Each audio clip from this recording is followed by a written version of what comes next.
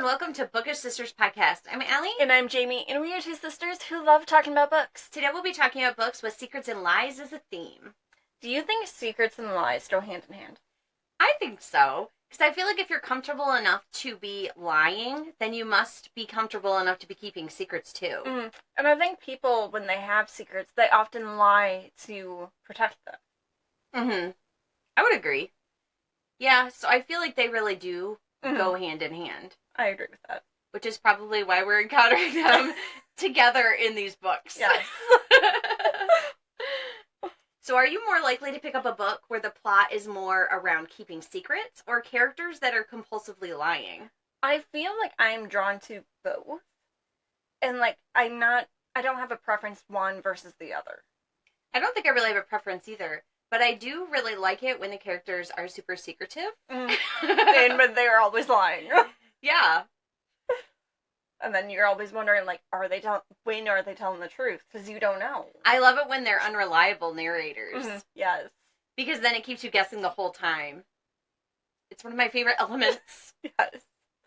Listeners, we would love to hear your thoughts on this. Comment or leave a voice message letting us know your thoughts. So starting out with young adult books, one of the series that we really, really liked was Truth or Dare by Jacqueline Green, which is a trilogy. Mm-hmm. I loved the series.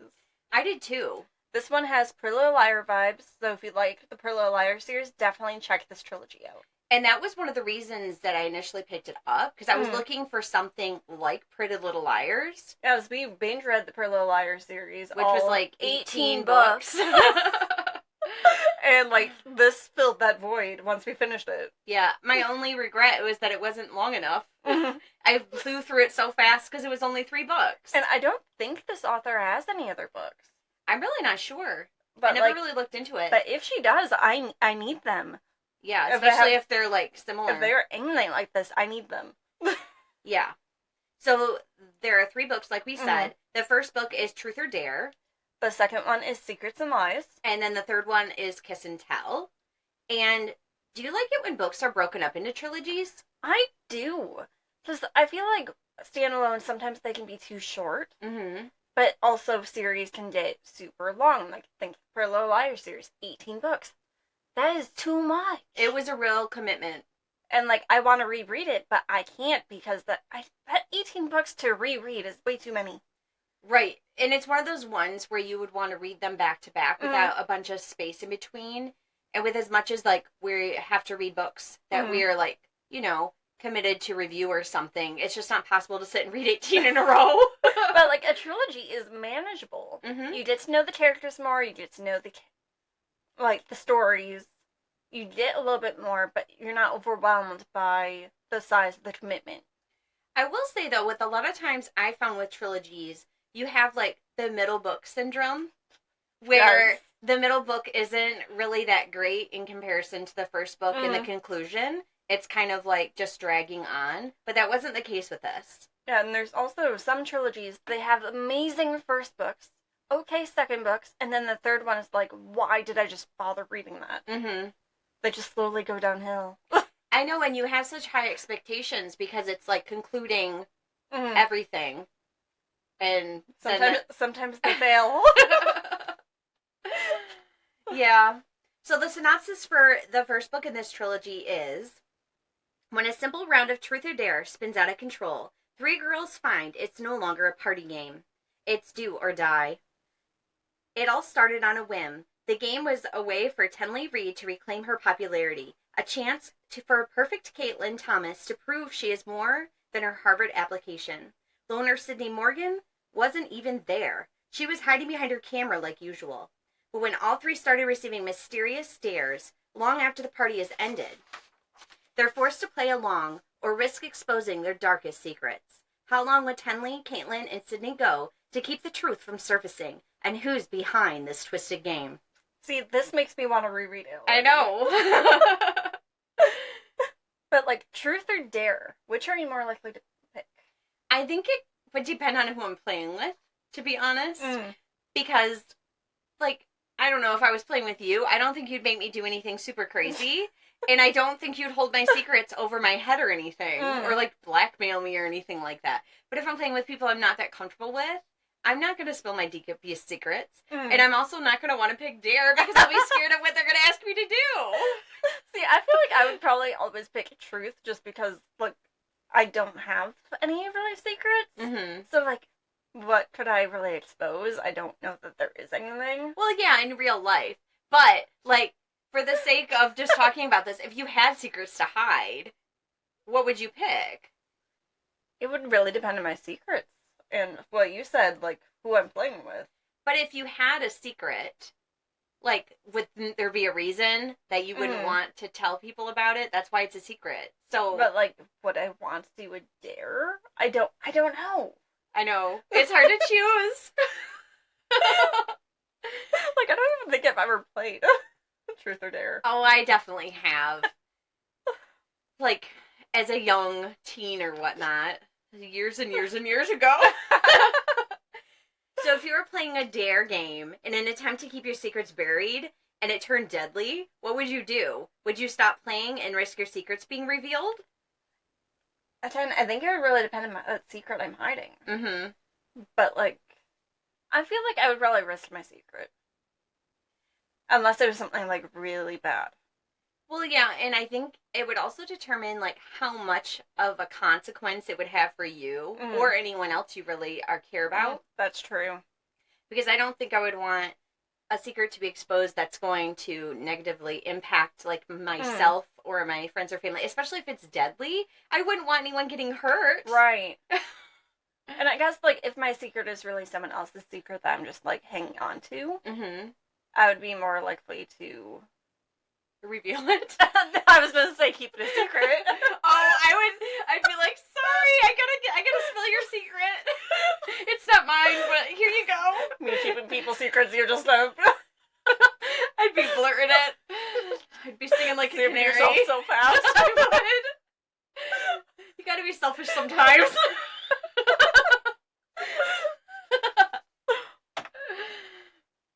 So one young adult mystery about lies that's on our TBR is Little White Lies by Jennifer Lynn Barnes, and she is the author of The Inheritance Games. Mm-hmm.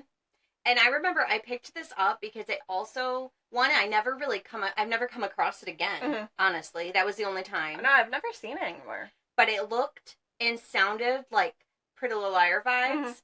And that's, like, I had just gotten off of that, and I picked it up, and of course, I still haven't read it. In fact, I'm not even sure where it is in my library at this point. I know I still have it, but I don't know where. It got tucked behind. It probably did. It's tucked behind layers and layers of books. That's why it's still in my TBR. When books get tucked behind, that's when they end up not getting read for years, because I forget that they exist. We can't be the only one who does that, right? Yeah, I would think we're not the only ones. When you run out of space and the shelves are deep enough, then you definitely tuck them behind. And you have layers of books. Yeah. It happens. So the synopsis for book 1, which is in the debutante's duology, is when Sawyer Taft agrees to move in with her grandmother, she expects some things to be different. But what she doesn't expect is to get sucked into a group of overprivileged yet somehow lovable Debs who have kidnapped one of their own in hopes of blackmailing her into keeping their secrets under wraps. Secrets which are far bigger and more scandalous than anyone could have ever imagined. As Sawyer works to uncover the identity of her father, she must also navigate the twisted relationships between her new friends and her powerful parents, and keep them to discover the villain among them. So this tells me why it's on our TBR. And I like that it's just 2 books. And apparently I have both of them, so that makes it even more convenient. 2 books is even more manageable than a trilogy. Oh, yeah. Yep, you get a little more, like, you're left hanging usually in book 1, and then it's wrapped up in book 2. It's perfect. You get to know the characters and the plot a little bit more without being overwhelmed. Yes, because it's not a long commitment. So this one covers a lot of family dynamics. There's drama involving people with money. Which is really interesting, because that seems to be like a theme that is covered in a lot of these thrillers. People that are more high profile tend to have drama. Why is that? To them. I don't know, but we love reading it. Yeah. There's going to be lots of secrets in this one. And apparently it has really short chapters, which I also really like. Mm-hmm. It makes it much more bingeable. I know. Short chapters are definitely, like, my preference. Mm-hmm. Because I feel like if the longer the chapter is, the more I feel, like, frustrated because I feel like I'm not making any progress. Yes, I feel the same way. And, like, I don't know about you, but when I start a chapter or I'm a couple pages in, I flip through and count how many pages I have. I do too. And I'm like, why do I do that? I don't know. I started reading a book last night where the first chapter was 42 pages long. Oh my gosh. And I couldn't even, like, sit and read it all in one, like, sitting. Mm-hmm. I had to, like, break it up. I hate having to stop in the middle of a chapter. Yes. It's the worst.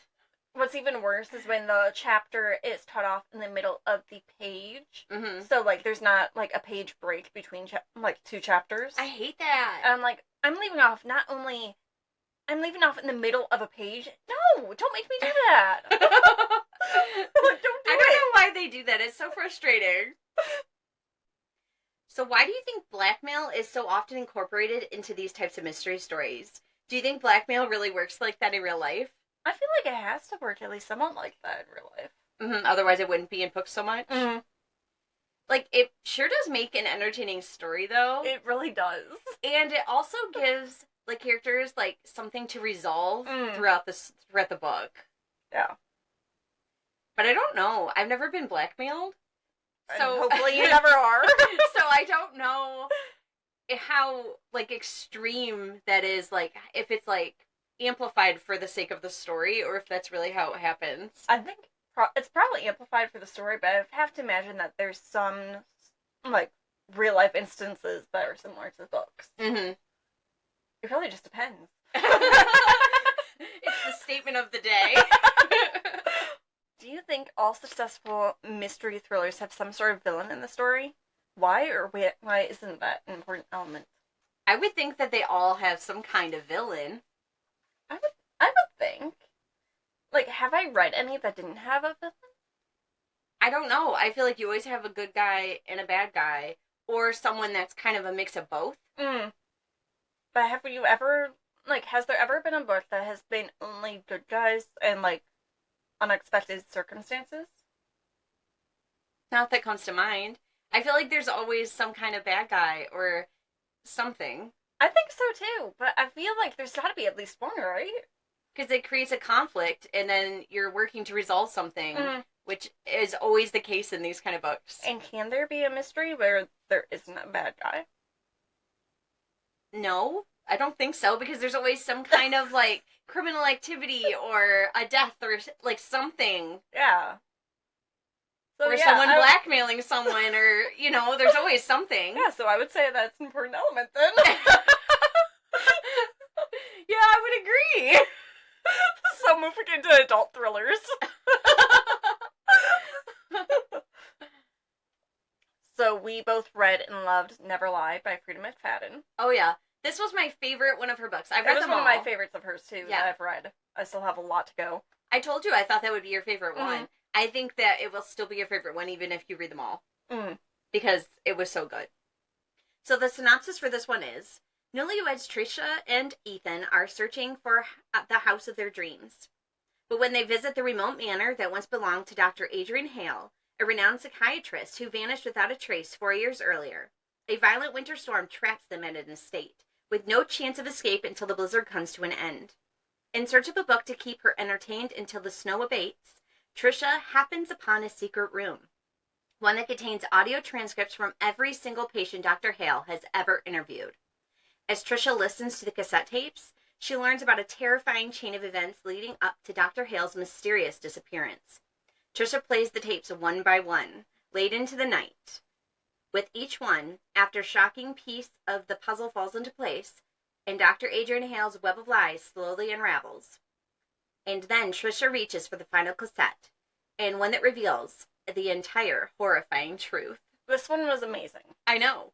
Like, I told you forever to read it. I told you we're gonna love it. It got me out of a slump. Oh, and into a new reading slump. Isn't that what always happens? Yes.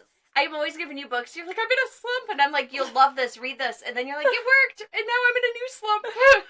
If you're listening and you don't know what a reading slump is, it's essentially when you are, like, you're not in the mood to read, or everything that you pick up to read is just not doing anything for you. It's just okay. Or junk. Like, and it might not. It might not be the book. It might just be you. It's often just you. Because a lot of times when you're feeling that way and you pick something up, everything's just kind of like, and you're like, I feel like I would really enjoy this if my mood were different and I wasn't in a slump. Yeah, if I'm in a reading slump, I will sometimes give Aly a book, and I'm like, just read the first couple pages or the first couple chapters. Is it me or is it the book? And a lot of times it's you. It is. But there have been times where the book was just not that great, or something that wasn't just our cup of tea. Mm-hmm. But Never Lie was super fast-paced. Oh, it was really, really fast-paced. Mm-hmm. There's twists and turns at every page. Just like there is in all Freida McFadden books. Mm-hmm. And it had really interesting characters. Mm-hmm. And there was lots of elements of surprise. And the ending was absolutely insane. And I feel like that's the case with a lot of her books. Oh, yeah. Like, they get you at, like, going, oh my gosh. Yeah. Usually you have no idea what, like, even if you think you know what's going on or how it's going to end, you're usually wrong, because she just, like, throws everything on its head at the end, and you're just like, what? My mind is blown! How is that possible? And then you're often, like, sometimes you can be frustrated, too, because you're like, how could I have seen that coming? I think with her books, you just have to be along for the ride. Oh, they're just fun reads. Mm-hmm. Yeah, they're ones you can't think too hard about. You just gotta just go for it and enjoy it. If you think about it, you might see flaws. But it's okay. It is okay. If Freida writes it, it's okay. So if you found a secret room in your home, are you going to investigate it? And even if you knew someone who used to live there was missing? Yeah. I think I'd be scared too. I'd obviously have a buddy. You have to, yeah, you gotta have the buddy system in place.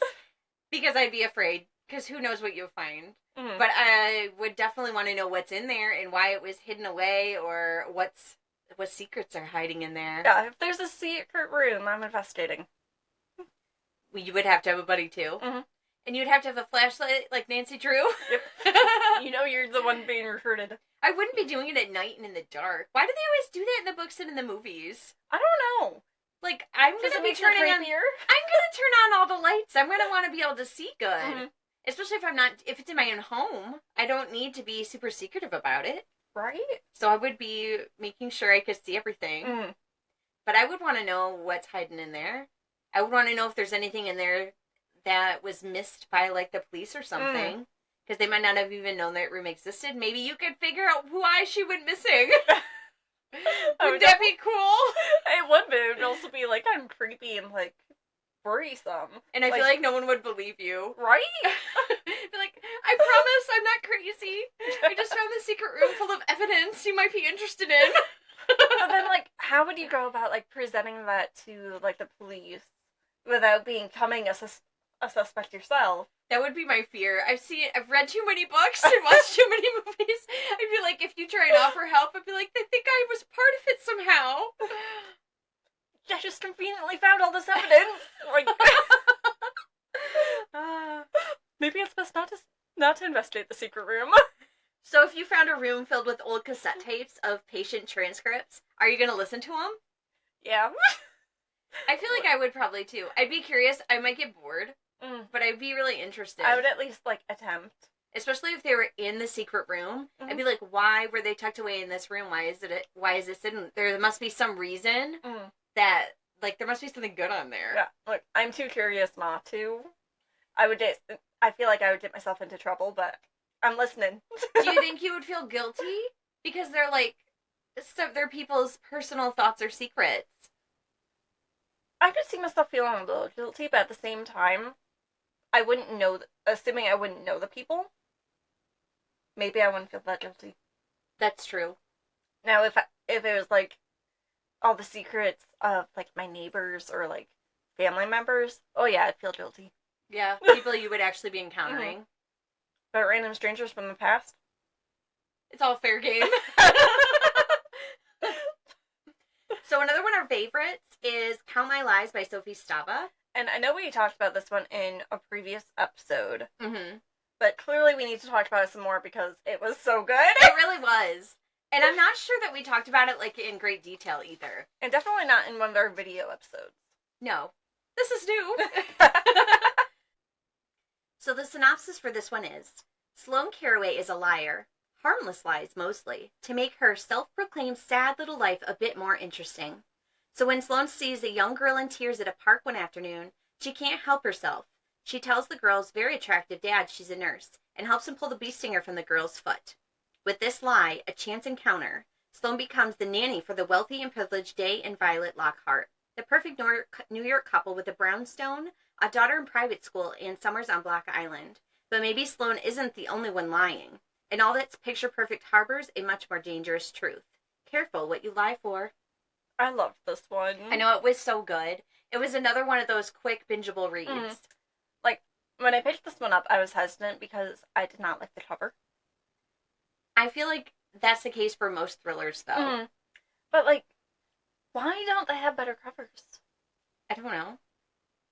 But I feel like most thriller covers I don't like. Like, I know you can't judge a book by its cover, but, like, this one I would have read a lot sooner. Had it, like, the cover been more inviting. I would agree. Although I think I read it pretty much right after I got it. And then I told you it was worth reading. Yeah, it was after you told me to read it that I did. Yeah. I don't know why the covers are always so awful. I don't know. Riley Sager has nice covers. Yeah, but it's not like I'm super drawn to them. That's true. Like, I feel like almost all thriller covers, unless it's got, like, a creepy old house or something on the cover, or super bright colors, I'm usually not drawn to it. And they're usually, like, dark, like, black or navy, or, like... Oh, yeah. Why can't we have more bright covered, like, thrillers? I don't know. And if the cover's bright, the spine doesn't always match. I feel like my thriller shelves, the spines are all dark and black or dark blue. Sometimes red. Yeah. Like, I don't know. Just thoughts. So in this book, you get 3 different character points of view, and they all have really distinct voices, which isn't always the case. And I feel like, wasn't this one broken up, like, the first, like, third of the book is one character, and then... Yes. So, like, you're not switching back and forth. Which I think also made it really easy to read. And, like, there was no mistaking what character you were reading as. This was definitely one of those books, though, that had me questioning everything until the very end. Well, yeah, because your character is constantly lying. Yeah, so she was really unreliable. I had no idea what was true. At least she was upfront about it. Like... like, you knew right away that she was a liar and everything she said was going to be a lie. Right. Like, at least you knew that going into it. I had a heads up. Nothing's worse than getting through the book and then being, like, told everything was a lie. Yeah, that can be really frustrating. I trusted you. But this one was so bingeable. Yeah. It's a great quality in a thriller. So this is one of those situations where someone can look good on paper and blend in well enough, but it isn't quite right. How do you think people like Sloane are able to integrate themselves into others' daily lives? I think it's because they appear trustworthy, especially on paper.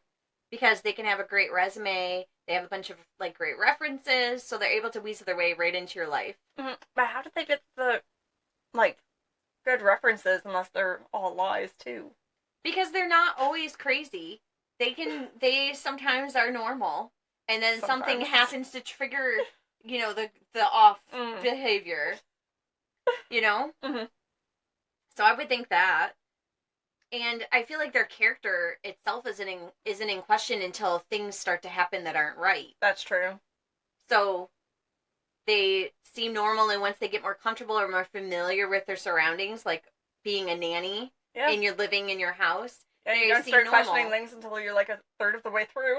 Yeah, or like, you know, things start going missing, or... Oh, that's a little weird. Yeah, things that you can't quite explain, then it starts to become, you know, their character becomes in question.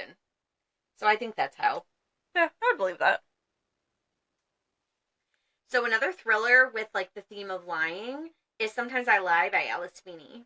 This one was just okay for me. Like, it was not my favorite of hers. I haven't read too many others. What other ones have I read? You read Daisy Darker. Oh, I loved that one. Her latest one. Beautiful Ugly? Yeah. I also loved that one. I feel like I have another one that I haven't read yet. Rock, Paper, Scissors. Oh, yeah. That's a good one. Yeah, I haven't read that one yet. I've been saying I was going to read it for like 2 winters. I read all 3 of those, and then I read this one. This was the first one I read. I read this one in the beginning of like my thriller journey, and I really liked it. I'm not sure if it would stand up the same if I were to read it today versus when, how it was when I read it then. I don't know. Yeah. So, the synopsis for this one is, my name is Amber Reynolds. There are 3 things you should know about me. 1, I'm in a coma. 2, my husband doesn't love me anymore. And 3, sometimes I lie. Amber wakes in a hospital. She can't move. She can't speak. She can't open her eyes. She can hear everyone around her, but they have no idea. Amber doesn't remember what happened, but she has a suspicion her husband had something to do with it. Alternating between her paralyzed present, the week before the accident, and a series of childhood diaries from 20 years ago, this brilliant psychological thriller asks, is something really a lie if you believe it's the truth? After listening to the synopsis, I feel like I don't remember this book at all. I remember being super intrigued by the fact that she was in a coma, and I remember those chapters like standing out. Because that's so intriguing to think about. It is. And also terrifying to think about. Like, I would be absolutely terrified to be able to hear everything around me in a situation like that. Yes. And not be able to, like, speak or let anyone know that you can hear them. But it would be terrifying. Like, that's kind of a really big fear. Like, when you think about it, it's something you didn't ever think to be scared of until you, like, are brought, like, that situation is, like, brought to you. And then you're like, oh my gosh, that's terrifying. Yep, sometimes reading books, new fears unlocked. All the time. I feel like I'm always like, oh, this has never occurred to me before. I should be scared of this. This is something like, and if you think you're like, you don't hear about these things happening, but you're like, that could really happen, and that is not something I want to encounter or experience. Yes. But this book had a dual timeline. You had unique point of views. And as I said, this one was not my favorite of hers. And, like, it's no longer in my library. I have it in mine. It's proudly on my shelf. But this was not my first one of hers. I think I read Daisy Darker first. Oh. Or Rock, Paper, Scissors, which both I loved. And this one was slower paced. So I think if you read this one first, you might not have wanted to part with it. See, that's where, this was my first book of hers, so I think that's why I liked it so much. But, like, I feel like it was good, just not my normal thriller taste. Yeah. If that makes sense. Yeah, because you are a little more picky. You, like, I feel like I read more of a wide range of thrillers than you do. You are mostly, like, more mystery-based. Or locked room. Yep, locked room, mystery, creepy house. And I like those too. But I also like some police procedurals with missing people. I also really like domestic thrillers, which aren't your favorite. Yep, I tend to DNF those. So I guess it just depends. So the synopsis really did bring up a good question of, is it something really a lie if you believe it to be true? I would think so. I don't know, that's really weird to think about. Like, yes, I would think it's still a lie. But, like, if you believe it to be true, then you don't know it's a lie. But at the end of the day, facts are still facts. So I guess whether you believe them or not, regardless of whether you believe, it still can be a lie. Right? But if you don't know it's a lie, then is it really a lie? This is hurting my brain. Listeners, let us know your thoughts on this. Is a lie really a lie? If you don't know. If you believe it to be true? Yeah. I don't know. Yeah, listeners, we want your input. Well, like, if you say this is blue when it's clearly red, you can't be like... Unless you don't see colors the same. Yeah, see, this is confusing. Moving on. moving on. So do you think you're a good liar? Like, I don't know that I am. Like, I don't really lie. I don't think you've ever lied to me. I don't know that I have. But, like, when I tell the truth, or even, like, sometimes people will, like, ask me a question, and if I don't know the answer, I will make something up. But I give the disclaimer, I don't know, but it could be this. Mm-hmm. And people take it as fact. Yeah. Like, so maybe I could be a good liar? I don't know. I feel like I don't anymore really lie, Mm. but I will omit things I don't want people to know. Well, yeah, that's a given. Yeah. But some people think that that is considered to be lying. I don't think it's considered to be lying. Like, because you don't need people to know everything. People don't need to know every detail, every fact. No. And then sometimes, like, you say things, like when someone, like, asks you a question point blank, and you obviously are like, no, I hate the way your hair looks. You have to kind of lie to stir their feelings. That is something I will admit I do lie. Yeah, like some things like that. But I'm not sure that those really count, because that is a no-win situation. No. Because they don't want to know your honest opinion. Right. Especially if, like, how does my hair look? They don't want to know that it looks like a mess. Mm-hmm. They want you to compliment it. They're not going to believe your compliment, but they still want that compliment. Right. Like, but they're going to be mad if you say, no, you need to, like, go brush your hair or something. There was no winning. Yeah. So I guess lying does occur in those situations. Like, do you like this shirt? No, I don't. But you don't. But no, they don't want that. Right. Because if then they like it, that's all that matters. Yeah, then they're going to feel self-conscious every time they wear that shirt. And you don't want that if it's someone that's in your life, so you could do kind of lie, you know? Yeah. Lying occurs.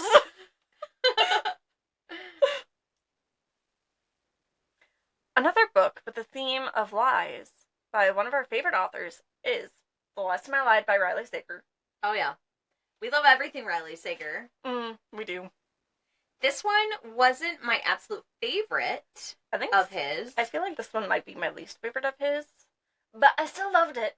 Well, when there's so many at this point, because what is there, like 9? I feel like it's 9. Some of them have to fall lower on the list. And unfortunately, it's this one. So the synopsis for this one is, 2 truths and a lie. Vivian, Natalie, Allison, and Emma played it all the time in their cabin at Camp Nightingale. But the games ended the night Emma sleepily watched the others sneak out into the darkness.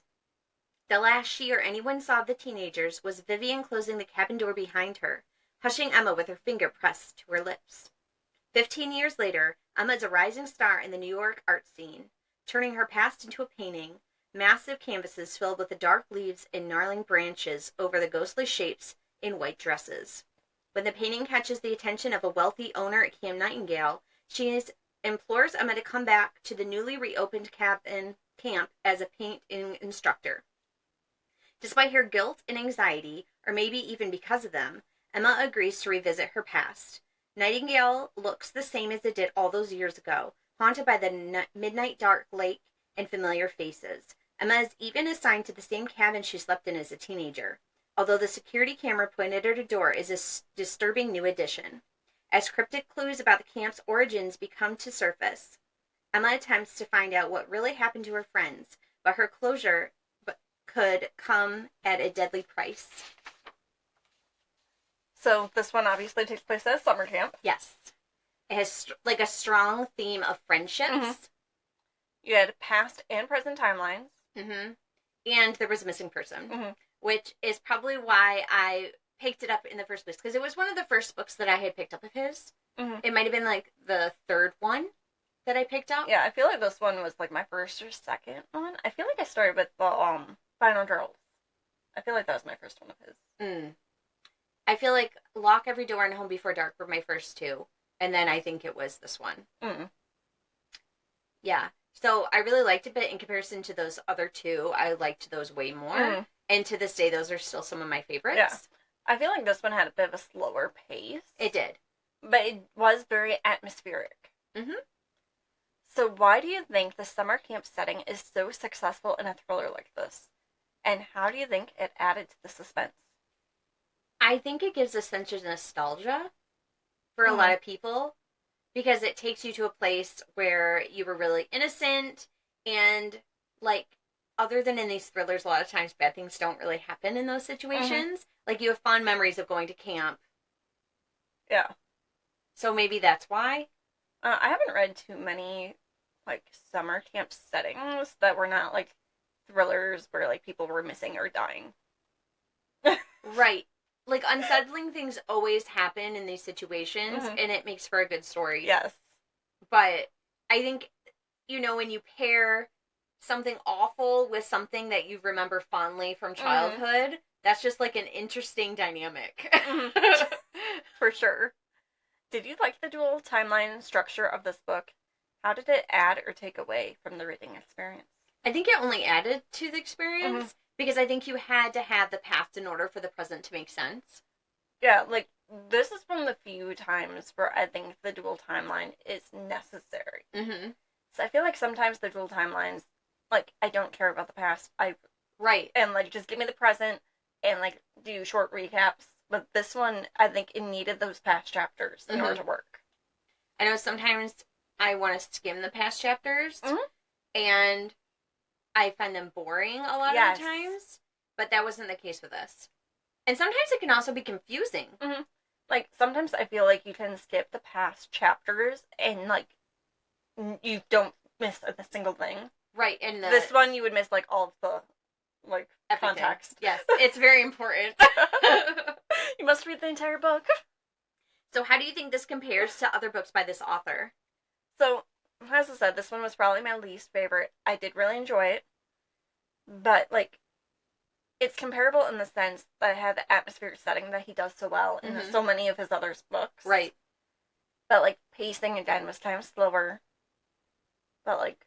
But he has some other ones that are also slower paced. Like, Middle of the Night. That one was slower paced, but it was also very atmospheric. And House Across the Lake was also a slower one. Yep. But I loved that one. So, I guess it doesn't even matter if it's slow or not. I still love it. And, like, overall, his books have that mysterious vibe that have you questioning everything, every step of the way. It's a good element in a thriller. It is. So one that I read that I didn't care for too much was First Lie Wins by Ashely Elston. And this is the more popular one. Yeah. Like, I haven't picked this one up because I didn't know if it would be my kind of thriller or if it would be one that I would just, like, DNF. This is one that at the end I felt like I didn't read the same book as everyone else because everyone else seemed to really enjoy it and I really did not enjoy it. It wasn't that it was a bad book, I don't think. I think I just had a hard time grasping the, like, back and forth, and you had, like, a bunch of different elements I'll get into later that I just didn't love. So the synopsis for this one is, Evie Porter has everything a nice Southern girl could want. A doting boyfriend, a house with a white picket fence, a tight group of friends. The only catch, Evie Porter doesn't exist. The identity comes first. Evie Porter. Once she's given the name and location of her mysterious boss, Mr. Smith, she learns everything there is to know about the town and the people in it. Then the mark, Ryan Summer. The last piece of the puzzle is the job. Evie isn't privy to Mr. Smith's real identity, but she knows this job isn't like the others. Ryan has gotten under her skin, and she's starting to envision a different sort of life for herself.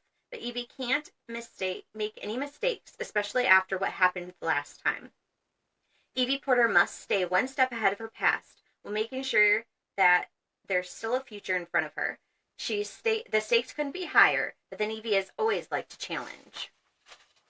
So this one has flashbacks. Yes, and that was one of the elements that I struggled with. Yeah, like, I'm often not a huge fan of flashbacks. Like, I could go without them. And she also had an alias, so you got that point of view. That was also something that I struggled with. That's an interesting element. Yes. Like, have I read any that had that? I feel you had more potential to like this book than I did. But it was one that I got as a book of the month because I had to pick. It was one of like the only one I had hopes of liking that month that I had to choose. So I was like, oh, well, it's really popular. It's a thriller. What could be wrong? I just didn't like it. So do you think this was more of a you problem than a book problem? I think so. But I have seen other people that had the same struggles I did and didn't care for it, but it was kind of more of an unpopular opinion. So this one sounds like it was twisty and complex. Yeah, I would agree. It was. So what makes a thriller work for you or not? Is there anything that makes it an absolute favorite versus one that you just didn't care for at all? Like, it's hard to pinpoint what makes me like a thriller and what doesn't. Mm-hmm. But, like, I do know I'm drawn more to, like, the creepy houses, the lies, the secrets. Anything that has a paranormal twist, I'm usually gonna enjoy a lot more. But, like, I think the writing is a big factor. And the characters. Characters are a must. I think characters over writing style, even, honestly. Like, I can get behind some unlikable characters, but I have to like somebody. Mm-hmm. And, like, sometimes I hate all the characters, and it makes me really struggle with a book. I really hate it when the main character just constantly makes horrible, stupid decisions repeatedly throughout the entire book, and then wonders why things keep going wrong for them. I'm like, because you aren't learning from your mistakes, you know? Like, get it together. So the next one is on our TBR. Mm-hmm. It is The Lies We Told by Camilla Way. I'm really excited about this one. I've actually had this on my TBR for a long time. It happens. And, like, probably years. Oh. So the synopsis for this one is, when Carla's boyfriend Luke disappears, everyone believes that he's left her, but Carla thinks she knows the truth. Recent evidence suggests that Luke had a stalker, and Carla worries that he's been kidnapped. When Luke's older sister Emily, who vanished 20 years ago, suddenly reappears. Emily wants to help Carla with her search for Luke, but she refuses to talk about what happened, even though it clearly destroyed her family when she vanished. And the deeper Carla digs into Luke's mysterious disappearance, the more convinced she is that the two incidents are connected. This one sounds very good. It sounds different than other ones we talked about today. It does. So this one has a dual timeline and a dual point of view. Which I'm not always a huge fan of ones that are told this way. Because they can be confusing. But, like, if it's done well, it can be really good and, like, add to the story. And supposedly it has a lot of twists and turns. And it's supposed to be really interesting, too, like, how the different points of view and stuff, like, converge together. Yeah, I read that in reviews. So I'm really intrigued. Same. Plus, when there's, like, a missing person involved, I'm always curious. I know you love the missing people. And it's really interesting when you have one where someone goes missing and then they return. Because, like, all sorts of chaos is there. And I always find it just so intriguing. It's like the nosy part of me or something. I just, like, want to know all the details. So I added this one to my TBR back in 2023. Okay, so it's been on your TBR for a couple of years. Yes. So I should probably pick it up soon. Because it's been there a few years here. Yeah, but you should say that about so many books. I know. But this is what I picked up when I was, like, reading nothing but thrillers. And so I'm assuming that paired with the fact that there was a missing person is why I picked it up and it got put on my TBR in the first place. So I should probably pick it up. So another one is Lie to Me by J.T. Ellison. I gave this one 5 stars back in 2021. I have not read this one, but do I own it? I feel like I own it. I think you will like this one. So the synopsis for this one is, they built a life of lies. Sutton and Ethan Montclair's idyllic life is not as it appears. They seem made for each other, but the truth is ugly. Consumed by professional and personal betrayals and financial woes, the two both love to hate each other. As tensions mount, Sutton disappears, leaving behind a note saying they not to look for her. Ethan finds himself the target of a vicious gossip of friends, family, and media speculate on what really happened to Sutton Montclair. As the police investigate, the lies the couple had been spinning for years quickly unravel. Is Ethan a killer? Is he being set up? Did Sutton hate him enough to kill the child she never wanted and then herself? The path to the answers was full of lies that will leave readers breathless. This one sounds intriguing. I know. It's a domestic thriller, so you could potentially hate it, but you could also really like it. You know? Yep. It could go either way. That's the case with most books. So this one you have unreliable narrators. Okay. So do you like it when the narrators are unreliable? Sometimes. Mm-hmm. It's hit or miss. Like, I like it if, like, I know fairly early on that they are unreliable. Mm-hmm. Like, I don't like the unreliability being, like, the twist towards the end. Right, because then it feels almost like, what was I reading? Why did I spend all that time rooting for this person when they were dumb all along? Why did they, like, you wonder, why did they lie to me the entire time? Mm-hmm. And, like, sometimes you feel like you wasted your time. Right. But I do like it sometimes. So this one also had multiple points of view and a dual timeline.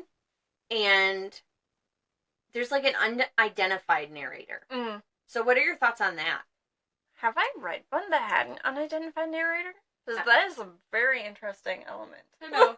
See, I feel like there are some things that can make you really like this one. Mm-hmm. This could be the domestic thriller for you. I don't know. Sometimes they're okay, sometimes they're not. But, like, I don't know. So if someone you knew and cared for suddenly left, leaving a note telling you not to come looking for them, what would you do? Do you go to the police? Do you look for them yourself? Or do you leave them alone as they wish? Well, if it's someone that I cared about, I can't see myself just letting them go. I feel like I would have to at least somewhat look for them. I don't think I would contact the police if I had a note. Mm-hmm. But, like, I would try to find them, at least. Do you think you'd be able to tell if the note was really written by them? Even if it was their handwriting. Do you think you'd be able to tell? I would hope so, but maybe. I don't know. Would you?